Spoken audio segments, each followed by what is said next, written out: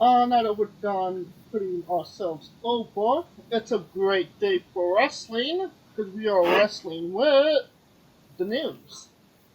And it seems like it's a trending theme of bad news for AEW. Malachi Black supposedly asked for his release and was denied. Drew, your thoughts on that situation?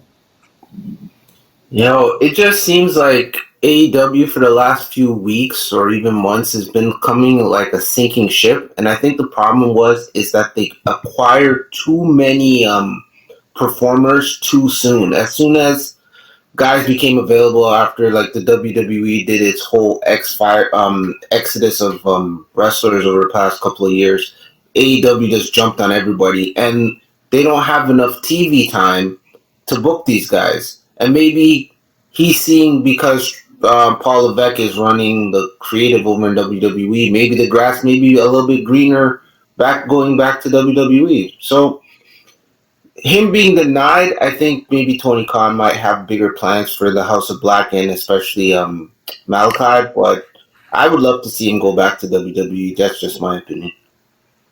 Your thoughts, Scooter? I think this is absolutely a tampering Tony Khan exerting uh, not creative control, but contractual control. Um, I have no doubt in my mind that Malachi Black regrets signing with AEW so quick, especially since almost nearly immediately after he signed, his wife Selena Vega was re-signed. Yeah. So I wouldn't. It wouldn't surprise me if he wanted to be back, on a working schedule with Zelina. Um, I think Malachi is one of those that they were tampering with. I think Malachi has a job waiting for him when his contract expires. Hopefully, Tony Khan hasn't written their renewal clauses that he can just automatically fulfill. Well, adding another layer to this, supposedly this wasn't, I want to go back to WWE type situation, but, his mental health is in question at the moment. He's had some personal issues, supposedly, and that's why he asked for his release, and AEW still refused. If this isn't a matter of going somewhere else and just I need time away from pro wrestling, what does that say about Tony Khan that he's not allowing that at this time? Drew. It just seems like you're not listening to your talent. Your talent is trying to tell you, hey, look, right now mentally I'm kind of checked out and I need a little time out to maybe recharge. But you look at AEW's schedule, and I don't know a guy's personal or Malachi's personal issues or personal anything personal that's going on in his life, but just somebody that Right. is very weary of what's going on in the world when it comes to mental health. If somebody, if one of your employees are coming to you and say, "Hey, I need a break," it's not like I'm trying to get this break to leave you to go over to the competition. It's just I need some time off, and if that's the case, it makes Tony Khan look like a total asshole.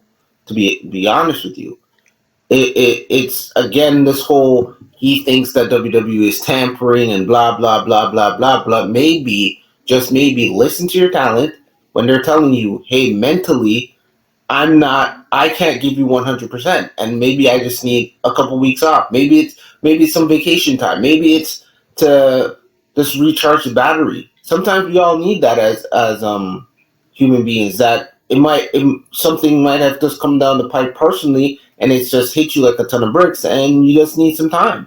And maybe Tony Khan should listen to Malachi and just grant him that time, whatever time that is. The same way how when Jeff Hardy has gone through his crazy stuff, and boom, he's off TV. You're going to rehab if you want to still work for AEW, and he's off to rehab. He listened to John Moxley when John Moxley was arguably the top guy in his company and needs to go to rehab. He listened then, but all of a sudden now you don't want to listen to one of your potential top stars as well. That makes Tony Khan just look like a jackass. Scooter, anything you want to add? Not to mention that, Tony Khan said back when AEW began that they would be the promotion that takes care of their talent. Now, wasn't that something Cody said, not Tony? I believe Tony also said it. I remember reading an interview that he made a public claim that he was going to give better health insurance options for the talent, and if Malachi Black is truly having issues with his mental health, Tony Khan is a complete hypocrite. But then again, when have we not known Tony to be the hypocrite? Not to mention overtly paranoid. Like, I wouldn't be surprised if Malachi asked for this and actually explained he was having some mental health issues. Tony said, "Oh, we'll take it into consideration." And then Tony immediately assumed Malachi was lying and thought he would just use it to go somewhere else and just never return to AEW. That's how bad I think it has gotten in the AEW offices. Well, another blow to the AEW. Bobby Fish is not resigning. Yep. They made that angle with the Young Bucks for Undisputed Era attack them, and now nothing is coming of that. Is this possibly a sign that we'll be seeing Undisputed Era back in WWE sooner rather than later, Drew? I just think maybe because Bobby Fish is up there in age, and I understand with the angle and all that kind of stuff, and maybe Tony Khan is trying to go in a different direction when it comes to the Undisputed Elite and not trying to regurgitate the Undisputed Era. Maybe that's why he didn't decide to re-sign Bobby Fish. It could be age, and it could be that I'm not trying to be NXT original or the black and yellow brand all over again and put that on AEW television. And I think that is what the problem is. I mean, it didn't stop them like 3 months ago from doing that. It was AEW was more NXT than NXT was. Yes, to an extent, yes. But I just think, for me personally, with Bobby Fish, he's not one of those guys that are gonna is like a revenue driver or like a ratings draw or anything like that. It doesn't hurt him not re-signing with AEW. I just think it's something where he's up there in age, and why am I going to keep a guy that's potentially not going to do anything for me on my payroll when I could use that money and probably get some younger talent and grow them up within the system of AEW and Ring of Honor to an extent. What say you, Scooter? This seems to repeatedly happen to Bobby Fish. He gets injured. He comes back. He makes a one appearance, and then he's gone again. You're not wrong about that. Yes, Bobby Fish is up there in age. Is Bobby Fish done with wrestling? We never got to see what Bobby Fish could really do on his own. I think we got one match between Kyle and Bobby on NXT. I don't think so. It was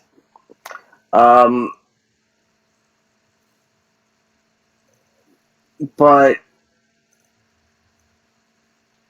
I think this hurts Kyle O'Reilly a bit more because okay, you can make the case for Adam Cole standing on his own. Yeah. And Kyle O'Reilly, he was just beginning to really get into his own as a singles competitor when he decided to leave.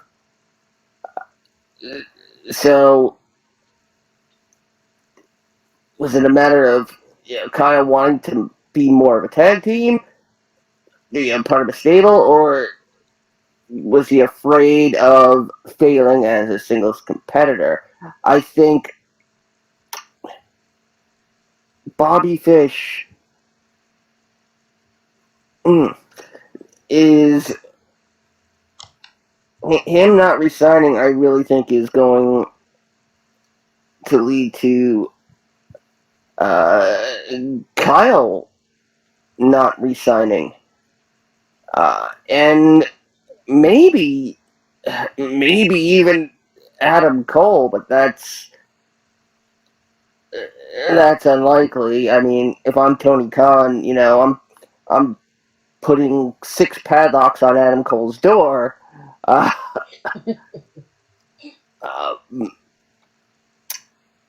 But Bobby Fish has always been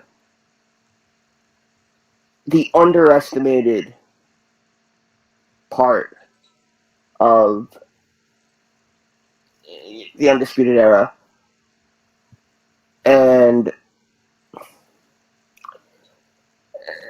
the fact that he can't even be a part of Ring of Honor.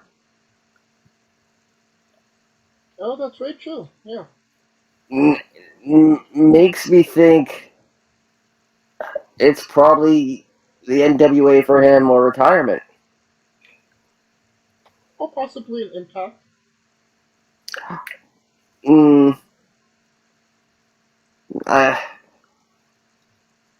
No, because Impact is loaning people to AEW again, and I mean, Impact is just happy to be in business at this point. I don't think that them signing Bobby Fish is going to create any bad blood between AEW and Impact.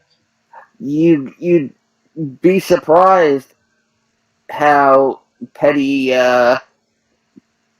promotion owners can be. I'm not saying it would cause huge trouble for Impact, but I think it would almost put a target by proxy on any of Bobby Fish's opponents in Impact should that happen. Sure. But that does beg the question, Scott D'Amore versus Tony Khan in a fight. Who wins, Drew? I have to go with my fellow Canuck, man. I gotta go with the Canadian guy, man. You know, you're full up with those double doubles from Tim Hortons and a couple maple covered bacon and all that kind of stuff. You're good, and a bowl of poutine. I'm going with Scott Demore on that one. He is Canadian bacon after all. Yep. Scooter? Hey, I remember when Scott D'Amore was jobbing to people on WCW Saturday Night. So you're saying he would job to Tony Khan? I'm saying D'Amore can actually wrestle. Tony Khan just throws money at stuff. That's his only attack. He can't learn any other moves. Well, speaking of can't learning any more news, Braun What? Stroman might be returning to WWE. Is this personally, I feel like Braun Strowman can add no value to WWE at this point.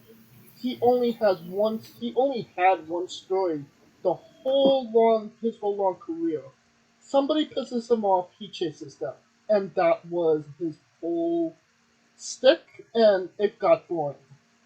But what say you, Drew? Does Braun Strowman benefit coming back to WWE? Is WWE just in a what's the word? A holly jolly mood to bring back people that they wronged, or what's your thoughts on the situation? First off, I don't think he should ever come back to WWE. I just think right now because Vince is gone, and I really think this whole new regime is trying to make right what Vince's wrongs were.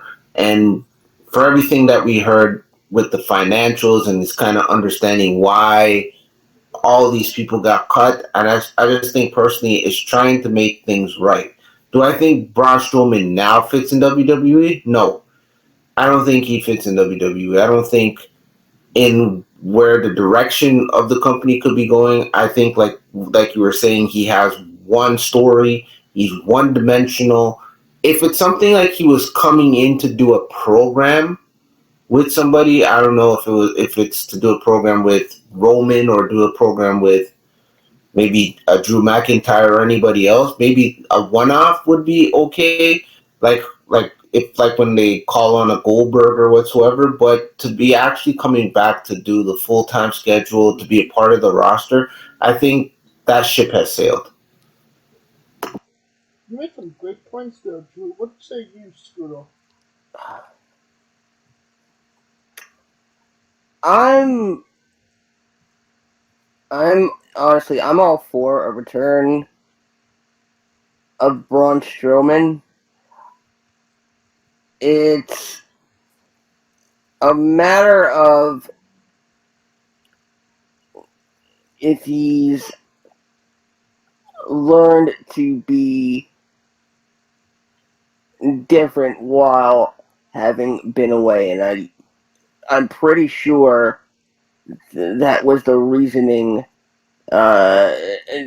Triple H gave from when he was asked may or may not.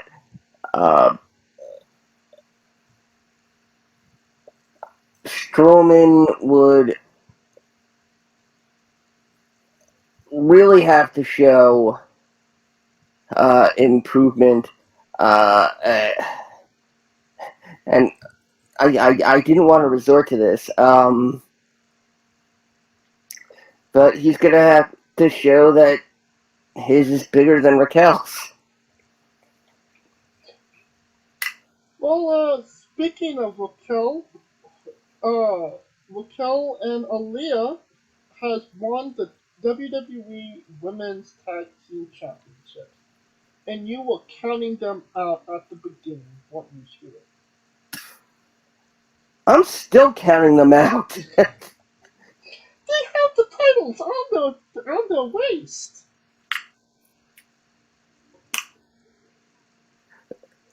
This is the only time Aaliyah will ever have any gold. I mean, I guess hooray for Team Bougie and Badass. Uh, Honestly, from a booking standpoint, I don't see how that made sense because It just seems like yeah, Dakota Kai always gets the short end of the stick. yeah, yeah. What what I was really thinking was, okay, Io and Dakota win the tag belts, and then at Clash at the Castle, depending on what time it is, Well, we are now we're into that we are in the void. Time stands still for us inside Wrestling With.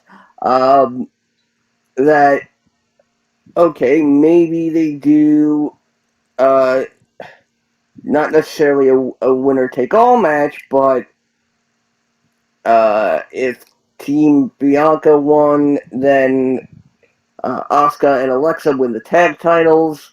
If Team Bayley won, Bayley would win the Raw Women's Championship. Um, this also makes me wonder who is going to challenge them. Are we just going to get numerous? and Sonya Deville, obviously. Yeah, I was going to say, are we going to get like 10, 15 matches with Natalia and Sonya? I mean, At least 2025. I mean, they didn't have to bring these belts back. They could have achieved so much more had they made a secondary women's championship. The Fox Network and the USA title.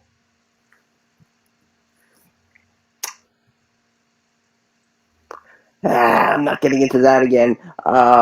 Semantics. Well, if it's a Fox title, it's of course a fake title.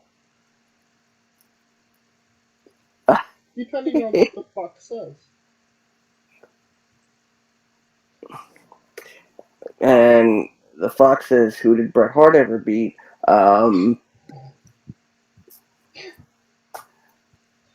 What say you two?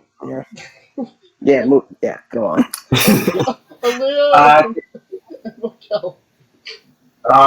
They should have never brought back these titles to begin with. It seems like the booking of the women's tag team division is just all over the place. The wrong people win, the right people lose. I just think they should have kept these on the shelves until they had a definitive amount of teams that they could actually be justifying having these titles. I just personally think having these titles and then just throwing women together as teams kind of made no sense. And until you have a definitive tag team division, unless you're going to bring up Toxic Attraction from NXT and have them be your women tag team champions, then I didn't see the point of actually bringing back the women's tag team championships. Do you think that this might be because we're bringing back, people, and that doesn't mean that we're not going to sign new people. Do you think that this is the start of a rebrand of a women's tag team division, or it's just the same, incompetence that we saw with these titles before they, got relinquished the first time. It could be a rebrand, yes, but I just from what we've seen with the booking of it, it was just everything was just done rushed. It wasn't actually thought out. And I think the problem that we had with these tag team titles, it was a good, oh, see, now the women have a secondary belt to actually fight over. And it's just like, yeah, but we don't have teams. It would be like having the NBA and there's only the Lakers and Celtics fighting over the championship year in and year out. That becomes boring. It's the same thing with this. You Because they're can't not from keep Los having. Angeles. I know. Well, each his own, but you can't have the same thing over and over again, and they're doing the same thing, thinking that they're going to get a different result. You can't just put these belts on somebody and say, "Hey, get over." It doesn't work that way. You got to put them in situations to make the titles look important, so that when the whoever wins it, they do look important. Now it's again the same. Like I don't mean to go back to AEW. It's just the way I feel about certain things when I'm watching wrestling. It's a lot of hot shot potatoing of titles. It's like one week this guy's the champion, the next week this guy's the champion. It's like if you're going to book, especially women's championships, and want them to look authentic or even on the same level as the men title, you gotta make them feel special. And that's the one thing that the women's tag team division doesn't look. It doesn't look special. It just looks like let's put a bunch of women together and call them a tag team and keep them moving. That's what it is. So it could be a rebrand, but I don't see it. Oh, on some somber news, Impact Wrestling star Joe Doring, has brain cancer. He was originally diagnosed in 2016, got surgery, and went through chemotherapy and was back within a year. Obviously he relapsed, and now we're here. Um, I just want to say, thoughts and prayers to Joe Doring, a great staple of Impact Wrestling. Um, do you think we'll see Joe Doring back in Impact or even wrestling a Scooter? I I I I hope so. Uh, yeah, all I can say about this is, as someone who's gone through not exactly the same thing, but something in the same ballpark. You know, I, I hope he beats it and he's back to doing what he loves soon. Oh, 100%. Drew.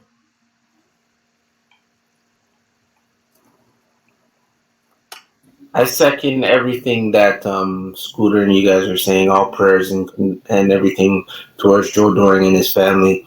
Um, Cancer is no joke, and I hope that we see him again. But I just hope that he can beat the cancer again and just live a long and productive life, even if it's outside of the world of professional wrestling. Absolutely. All right. Um. Now, on to another person that I don't think we're gonna see again, but he certainly thought so. The Velveteen Dream has resurged, and he said, maybe I'll come back to WWE. Then he got arrested twice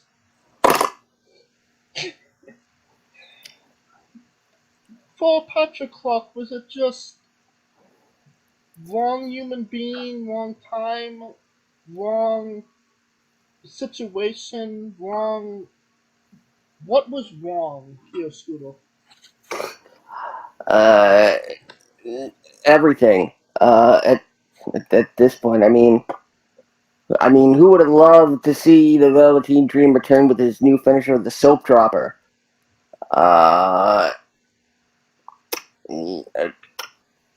Or, you know, or hit you with one of those, Miranda rights. Patrick Clark is a disgusting human being. He deserves to rot. Anything you would like to add, Drew? Patrick Brown, or Patrick Brown, wrong guy. Patrick Brown is the mayor of Brampton here in my neighboring city for where I am here in Canada. But Patrick Clark is the John Jones of professional wrestling. This guy had all the talent in the world to be one of the most over professional wrestlers ever in the WWE system. That guy should have been on par with where Bianca Belair is right now. But he threw it away over stupid shit, stupid problems, getting arrested 2 times in 1 week. Like, I just hope he's underneath the jail and we never hear of Patrick Clark ever again. But what you will hear is a quick word from our sponsors. Velveteen Donkey Punch. Hey guys, this is Brutal Bob Evans from Hangs with Bob Seminars and WRESTLINGWITHE.com, and you are listening to Wrestling with Entertainment, one of my favorite podcasts in the whole wide world. Hey folks, this is the Colossal Mike Law, and you are listening to Wrestling with Entertainment. Enjoy the show, support these guys. We appreciate it very much. We'll see you at ringside.